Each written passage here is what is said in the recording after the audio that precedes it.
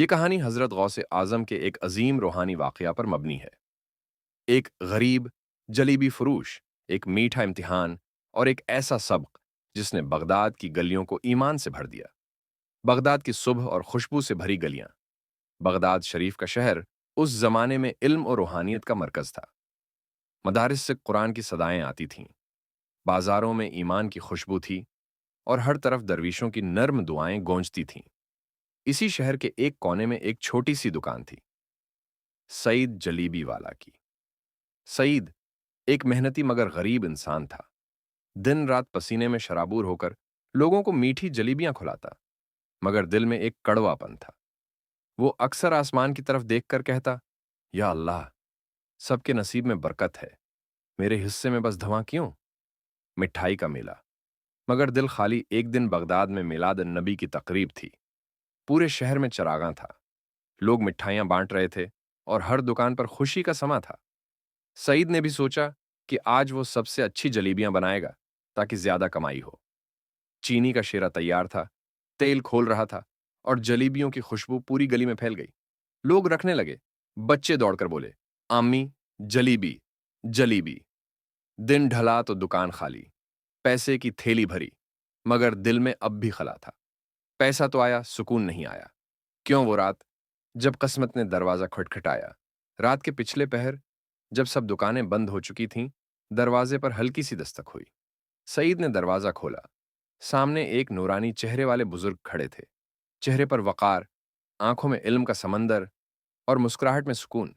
بزرگ نے نرمی سے کہا، بیٹے، کچھ جلیبیاں بچی ہیں، بھوکا ہوں، 3 دن سے کچھ نہیں کھایا۔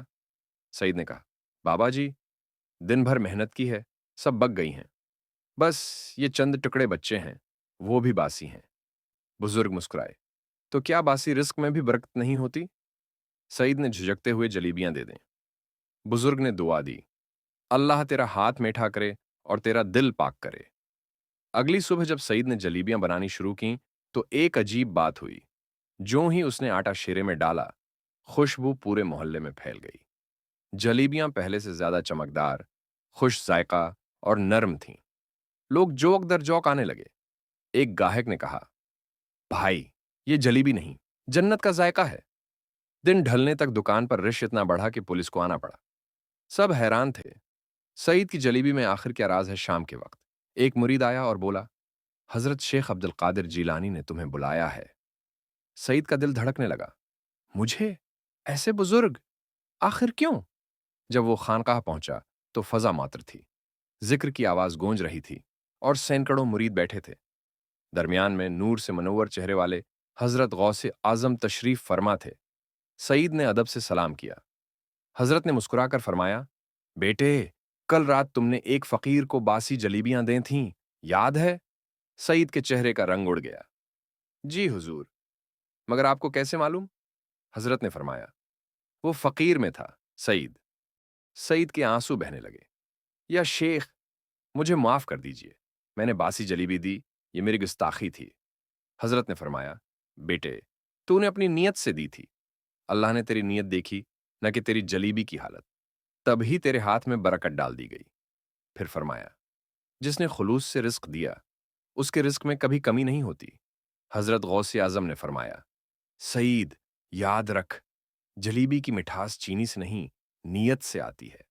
جو اپنے دل کو پاک کر لے، اس کے ہاتھ سے نکلا ہوا ہر لقمہ عبادت بن جاتا ہے۔ اس دن سے سعید کا حال بدل گیا۔ وہ اب جلیبی نہیں بناتا تھا، صدقہ بانٹتا تھا۔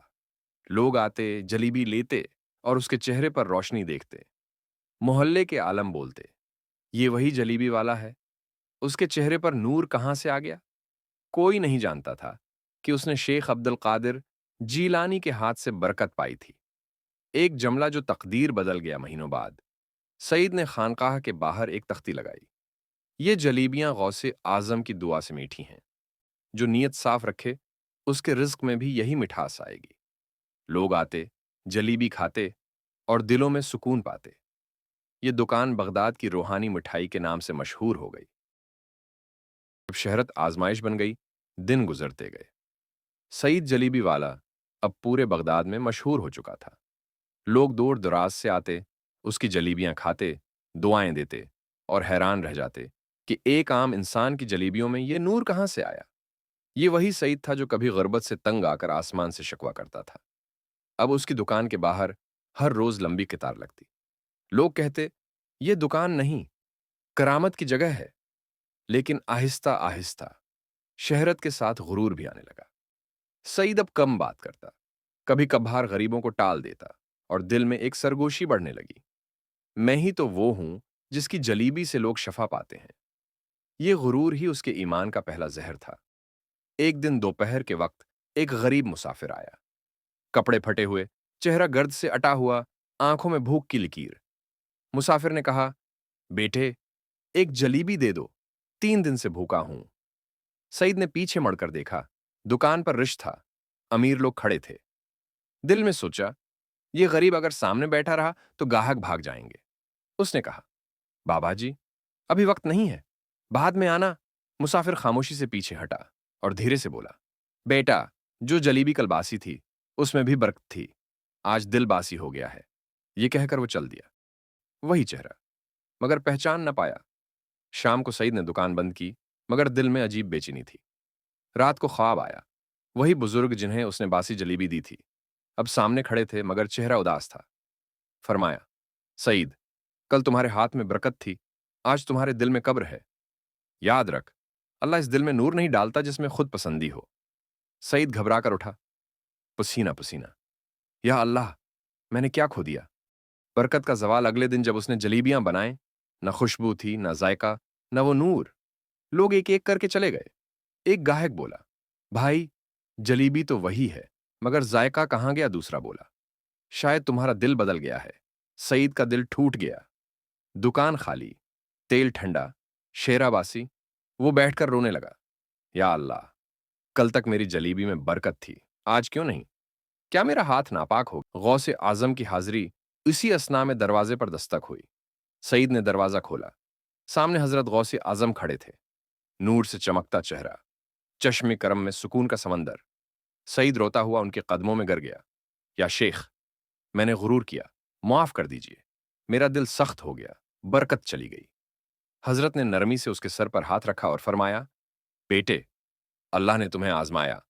جب تم نے ایک فقیر کو باسی جلیبی دی، تمہاری نیت میں خلوص تھا، لیکن جب امیروں کے آگے جھکے، تمہارے دل کی مٹھاس مر گئی۔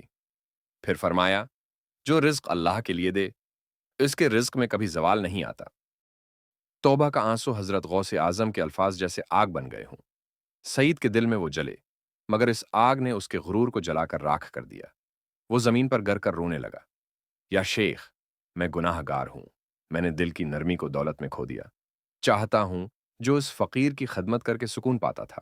حضرت نے فرمایا، بیٹے، آنسو اگر سچے ہوں تو وہ سب سے میٹھی جلیبی ہیں، کیونکہ وہ دل کو صاف کر دیتے ہیں۔ پھر فرمایا، اوٹھو اور اپنے رب سے صلح کرو۔ کل فجر کے بعد سب سے پہلے اپنے دروازے پر آنے والے کو جلیبی دینا، خواہ وہ کوئی بھی ہو، چاہے امیر ہو یا فقیر۔ سعید نے سر جھکا کر کہا، جی حضور، انشاءاللہ۔ صبح جو قسمت بدل گئی، فجر کی اذان ہوئی، بغداد کے آسمان پر روشنی پھیلنے لگی۔ سعید وضو کر کے آیا، آٹے کا پیڑا گوندھا، شیرہ تیار کیا۔ دل میں صرف ایک دعا تھی، یا اللہ، میرے ہاتھ سے رزق تیرے نام پر نکلے۔ دکان کھلی ہی تھی کہ دروازے پر ایک آواز آئی، السلام علیکم، کچھ جلیبیاں مل جائیں گی؟ سعید نے پلٹ کر دیکھا، وہی فقیر، وہی چہرہ، وہی نور، جسے اس نے پہلے دن باسی جلیبی دی تھی۔ سعید دوڑا، قدموں میں گر گیا، بابا جی، یہ جلیبیاں لیں، مگر دعا دیجئے کہ میرا دل پھر سے پاک ہو جائے۔ فقیر مسکرائے اور بولے، بیٹے، تمہارا دل پاک ہو چکا ہے، کیونکہ تم نے اللہ کے بندے کو اللہ کے لیے یاد کیا ہے۔ جلیبی کا نیک ٹکڑا منہ میں رکھا اور آسمان کی طرف دیکھا۔ پھر بولے، اب اس مٹھاس میں وہی نور ہے جو ایمان میں ہوتا ہے۔ یہ کہہ کر وہ فقیر غائب ہو گئے۔ لوگ حیران، سعید کے چہرے پر نور، دکان میں خوشبو اور جلیبیوں میں ایسی چمک کے دیکھنے والا دم بخود رہ جاتا۔ سعید کو سمجھ آ گیا، وہ فقیر کوئی عام انسان نہیں تھے، وہ حضرت غوث اعظم ہی تھے، جو اسے آخری بار آزمانے آئے تھے۔